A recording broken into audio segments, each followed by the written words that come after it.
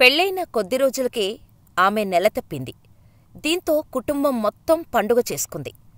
త్వరలో ఇంటికి వారసుడో వారసురాలో వస్తుందని సంబరపడ్డారు. పుట్టింది ఆడపిల్ల అని తెలియగానే సాక్షాత్తు మహాలక్ష్మే ఇంటికి వచ్చిందని మురిసిపోయారు. కాని ఆ సంతోషం ఎన్నో రోజులు నిలవలేదు. చిన్న వయసులోనే ఆమెకు మాంగళ్యం దూరమైపోయింది. కూతురితో ఒంటరిగా ఉంటున్న ఆమెపై మనసు పడ్డ ఓ వ్యక్తి ఆదుకుంటానని హామీ ఇచ్చాడు. ఇది నమ్మటమే ఆమె చేసిన తప్పైంది.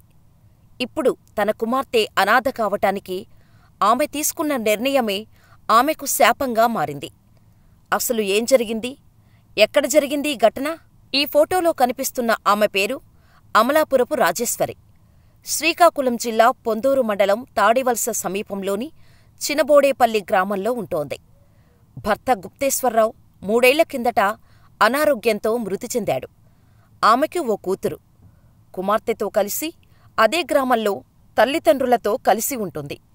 కిరాణా షాపు పెట్టుకొని కుటుంబాన్ని పోషిస్తోంది.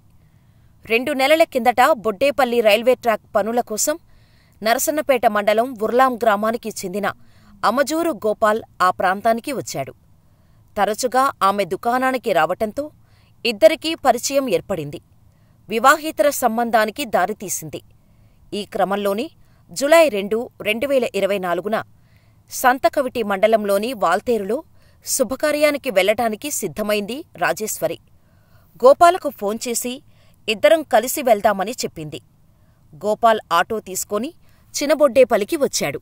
పెళ్లికి వెళ్ళి వస్తా, జాగ్రత్తగా ఉండు అని కుమార్తెకు చెప్పి ఇద్దరూ కలిసి ఆటోలో బయలుదేరారు. అయితే మార్గమధ్యంలో ఇద్దరి మధ్య గొడవ తలెత్తింది.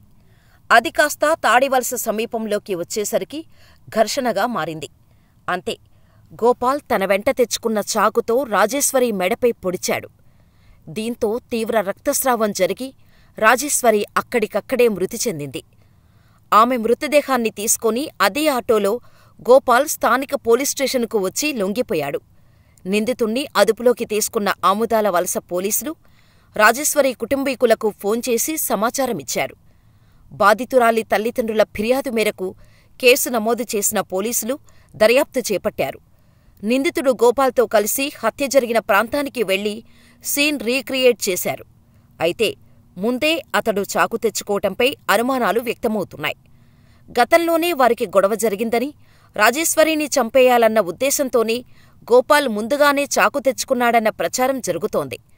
అసలు ఎందుకు రాజేశ్వరిని చంపాడన్న అంశాలు పోలీసుల విచారణలో బయటపడాల్సి ఉంది. జీవితంలో తప్పటడుగులు వేస్తే జీవితమే లేకుండా పోతుంది అనటానికి రాజేశ్వరి జీవితమే ఉదాహరణ.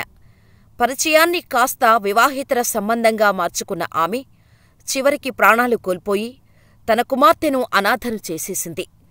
ఇప్పుడు బాధితురాలి కుమార్తె భవిష్యత్తు ప్రశ్నార్థకమైంది. ఇటువంటి ఘటనలు సమాజంలో ఎన్నో చూస్తున్నా ప్రజల్లో మాత్రం మార్పు రావటం లేదు. రాజేశ్వరి ఘటనను చూసేనా ఇలా ఆలోచించే వారిలో మార్పు వస్తుందని ఆశిద్దాం.